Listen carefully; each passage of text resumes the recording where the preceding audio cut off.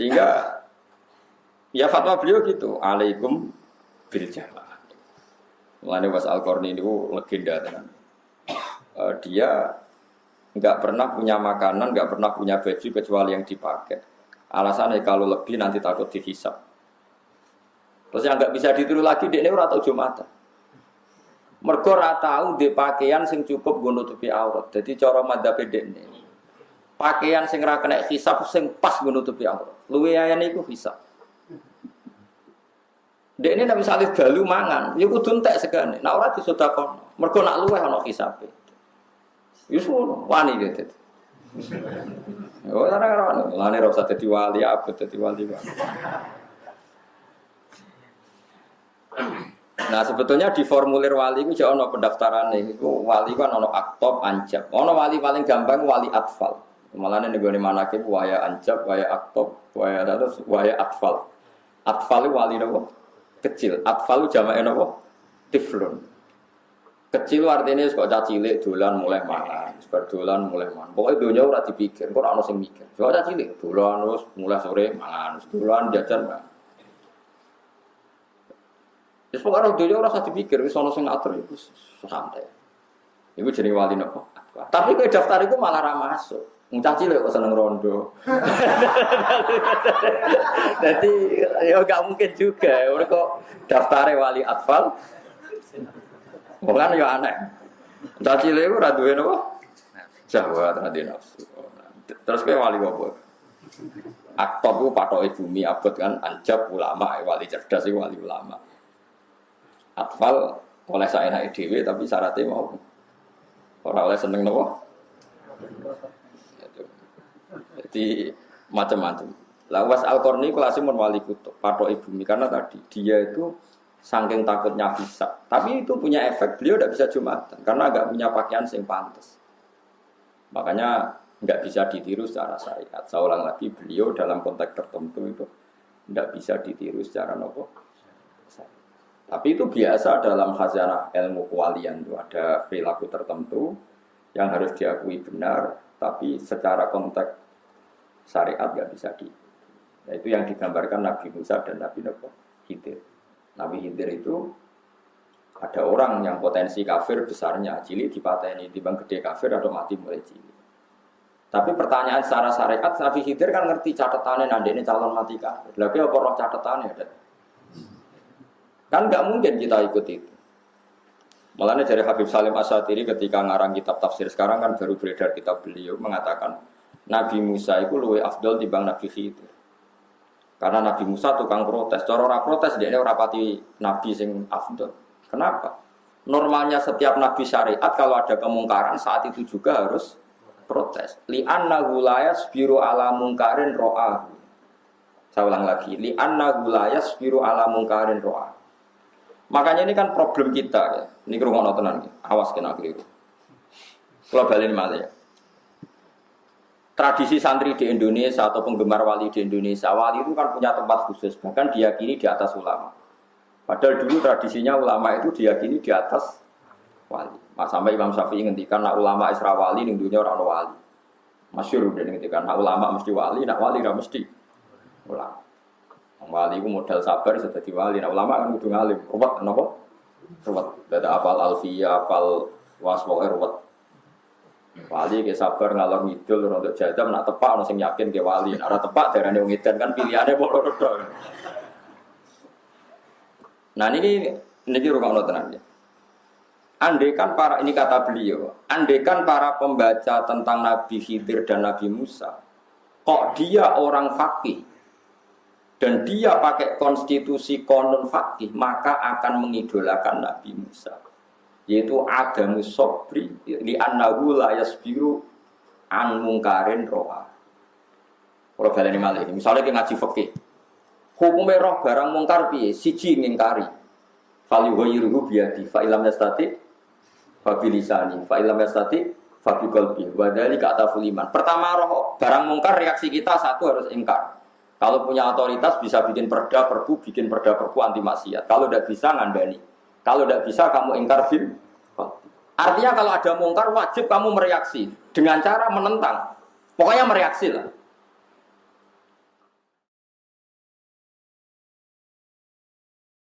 Dengan Nabi Khidir cara zahir mungkar dan Nabi Musa langsung mereaksi, maka Nabi Musa poinnya baik karena dia mereaksi barang.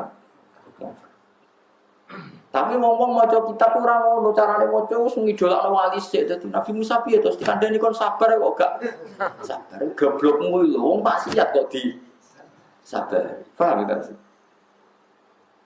Paham kan lagi paham Rokin. Mun dhisik wis tau keliru mesti. Paham lah ya wong roh maksiat kok di apike ya ora sabar. Mulane justru itu Nabi Musa punya kelas yang baik li annahu la yasbiru amungkarin. Roh dia tidak sabar melihat mungkar yang dia lihat, maka dia langsung protes. Justru itu namanya baik, skornya baik, karena nggak menyabari kemungkaran yang bisa dilihat. Mengenai wae kalau mau janji dengan insya Allah, wae naik urip, kalau mulang tafsir tak selingi fakih. Mergo fakih ngitungnya eksak, eksak itu ya eksak itu detail per detik per menit. Misalnya ngerti, rumah orang ini awas nak salah, rokok. Zaid teko ning Ruhin, Pak Zaid itu kafir. Zaid itu kafir teko ning Ruhin. Pak Kiai Ruhin kula badhe Islam. Terus Ruhin muni ngene, nggih benar riyen kula sugih teh. Kula damel teh. Ruhin gawe teh sale 10 menit. Ya pinten? 10 menit. Setelah nyuguhi teh, pinarak, baru ditalkin syahadat asyhadu alla ilaha illallah wa anna muhammadar rasulullah. Itu kalau menurut fikih yang ekstrim, Ruhin itu jadi murtad.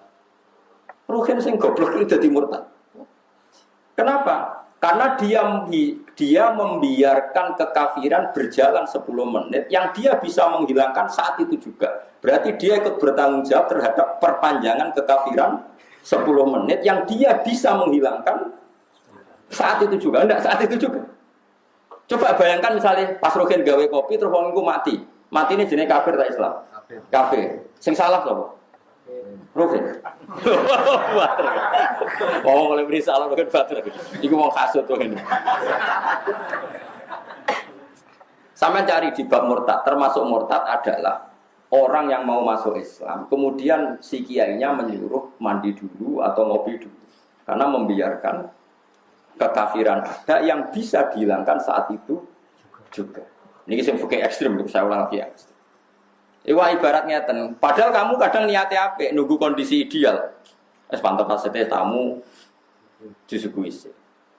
Mergo nek dicontohno iku mesti kita goblok ya. Misale ngeten. Ana kecelakaan ning dalan, misale Rukin namanya katokan cekak serokokan ngalor kidul ning ratan. Bariku ana wong kecelakaan, kecemplung kali atau kecelakaan ning ratan. Terus ke bareng kok delok tak kelambinan sih. Napa? Roh kecelakaan kejet-kejet jadi tak kelambinan sih, toto-toto sih nganggo kelambi. Utawa ana wong kelentir Rukin toto-toto sih. Ya sedang mati. Jika dalam kecelakaan fisik saja kita harus langsung tanpa memperdulikan kondisi ideal, terus saja Rukin katokan cekak nulung wong kan gak ideal, mungkin gak sopan. Tapi kalau dalam keadaan darurat terus sampean wajib langsung mau ngenteni kelambinan sih. Langsung. Karena emergensi. Apalagi ini dosa kafir yang kalau berlangsung bisa neraka selawase. Paham ya? Paham tidak maksud? Sebab itu dalam aturan fikih yang ekstrim, sekali ada orang minta masuk Islam, kamu saat itu juga berdiri warai atau wis lungguh rasa kadare. Pun Pak kula warai, baru warai lagi kayak note, baru warai lagi konatus. Pokoknya harus saat itu juga. Makanya kalau suwun kangkang sing ngaji kula teng mriki nek ana kafir masuk Islam, masuk ketemu nang Malioboro ya syahadat nang Malioboro. Paham nggih? Ketemu ning Sarkem nggih syahadat nang Sarkem saat itu juga. Nggih. Saat itu soal kok ana prosesi nanti di masjid disaksikan orang banyak itu prosesinya, tapi penghilangan kafir harus saat itu juga. Kadang-kadang wong salah paham nyongkone proses syahadatnya ngenteni ning masjid atau sed. Itu keliru kan, itu mau prosesi. Kabeh ulama sepakat pengislamannya harus saat itu juga.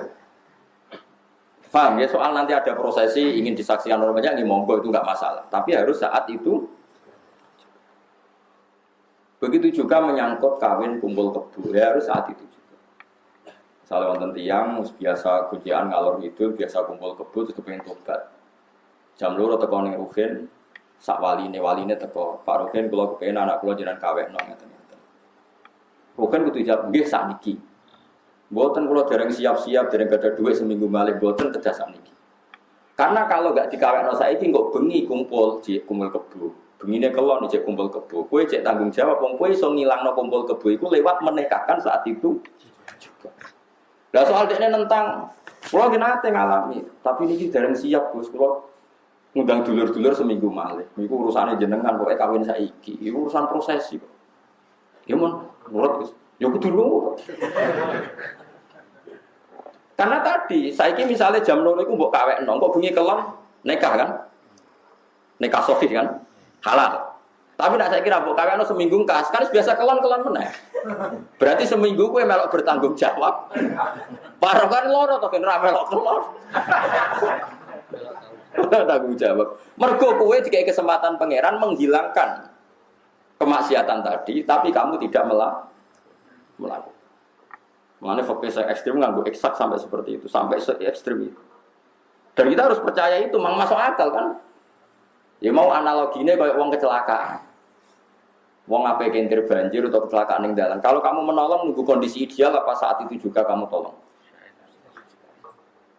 Nah misalnya kelambi Rogen pas beliau orang kecelakaan, terus noto kelambi C, kausan C, terus amit C, amit guys. Saya umam kebakaran, mosok etika dijogo. Ngapunten Kang Mustofa, badhe nyuwun tulung, nganggur mboten. Apa? Niki ngapunten nggih ganggu. Omah kebakaran wis nak mati kabeh sama omamu. Ya kudu elek iki omah kobong, wis kudu langsung